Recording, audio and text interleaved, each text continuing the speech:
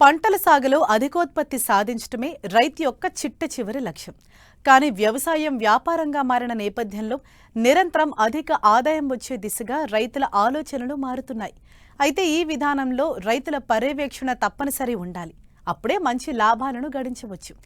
ఈ కోవలోనే కృష్ణా జిల్లాకు చెందిన ఓ రైతు 35 ఎకరాల పామాయిల్ తోటలో పూర్తిగా ప్రకృతి విధానంలో మిశ్రమ పంటలు సాగు చేస్తూ ఏడాది పొడవునా దిగుబడులు తీస్తున్నారు.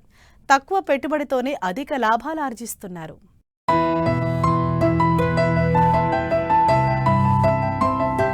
ఇదిగో ఈ 35 ఎకరాల వ్యవసాయ క్షేత్రం చూడండి.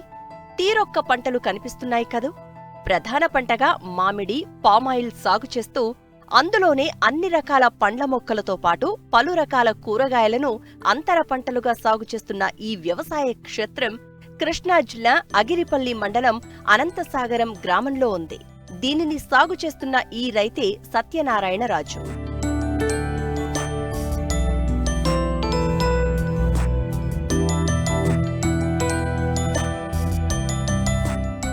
రైతు సత్యనారాయణరాజుకు చిన్నప్పట్నుంచి వ్యవసాయంతో అనుబంధం ఉంది. అయితే తనకు పొలం లేకపోవడంతో 15 ఏళ్ల క్రితం 35 ఎకరాల మామిడి తోటలను లీజుకు తీసుకున్నారు. అయితే మామిడి మొక్కల వయసు దాటిపోవడంతో వాటిని తొలగించి వాటి స్థానంలో 2000 పామాయిలు మొక్కలను నాటారు. ప్రస్తుతం మామిడి మొక్కలు 60 వరకు ఉన్నాయి.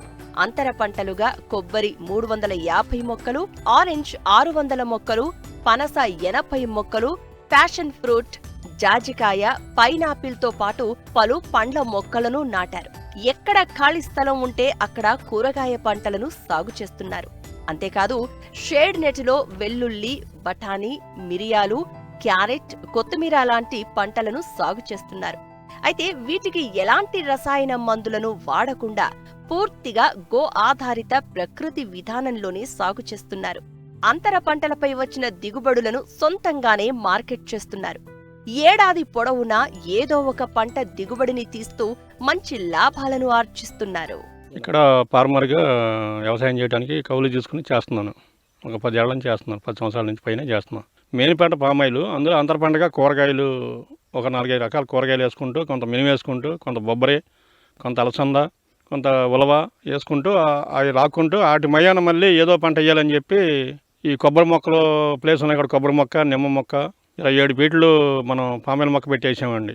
27 ఫీట్లు పెట్టాం కనుక మధ్యలో మనం దానికి దీనికి సెంటర్లో ఏం వేయాలి అనే దాన్ని ఆలోచించి నిమ్మ మొక్క, కొబ్బరి మొక్క వేసుకుంటూ దానికి అనుసంధానంగా కొంచెం ఈ పైనాపిల్, వాటర్ యాపిల్, నిమ్మ, బత్తాయి, దానిమ్మ, బొప్పాయి మొక్క, ఏ మొక్క ఎక్కడైతే బాగుంటుందని చెప్పి దాని గురించి నేను కొంచెం ఆలోచించాను. ఆలోచించి సేంద్రీయ పద్ధతిలోనే ఒక ఆవులు ఉన్నాయి కనుక నాకు ఆవుల మీద ఇంట్రెస్ట్. నాకు ఆవులను ఒక 100 ఆవుల వరకు మేపుతాను నేను.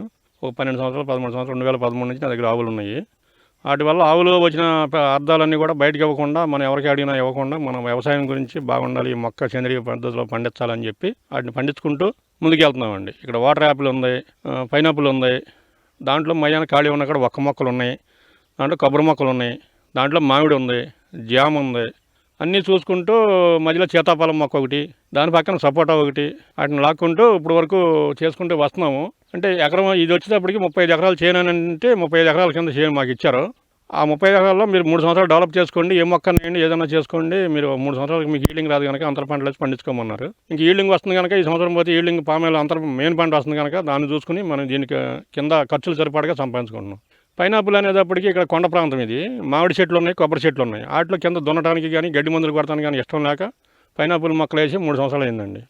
అప్పుడు ఏటా ఒక క్రాప్ వస్తుందండి. కాయ వచ్చి 30 రూపాయలు కొంటారు. ఒక 7,000 మొక్క, 8,000 మొక్క వేసాం. దాంట్లో 4,000 కాసినా కానీ మనం 30 రూపాయలు చొప్పున అమ్ముకుంటే ఆ లేబర్ ఛార్జీలో ఆ కింద దున్నకుండాను ఏదో పంట తింటున్నారు కదా అంతర పంటల కింద అని చెప్పి అవి లేబర్ అన్న చూసుకుంటా ఉంటాయి అని చెప్పి అవి కూడా వేసామండి.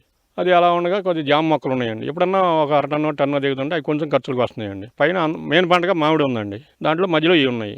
ఇప్పుడు ఇది రాళ్ళు కల్టివేటర్ పట్టుకుంటే, ఇది రాళ్ళ నేల కనుక కల్టివేటర్ పట్టుకొని తీసుకొచ్చే దుంపలు ఎగిపోవడం, రాళ్ళు లేచిపోవడం ఇది జరుగుతుంది. నీళ్ళు పెట్టాలని మా వల్ల కావట్లేదు. అప్పుడు డ్రిప్ అరేంజ్ చేసుకున్నామండి.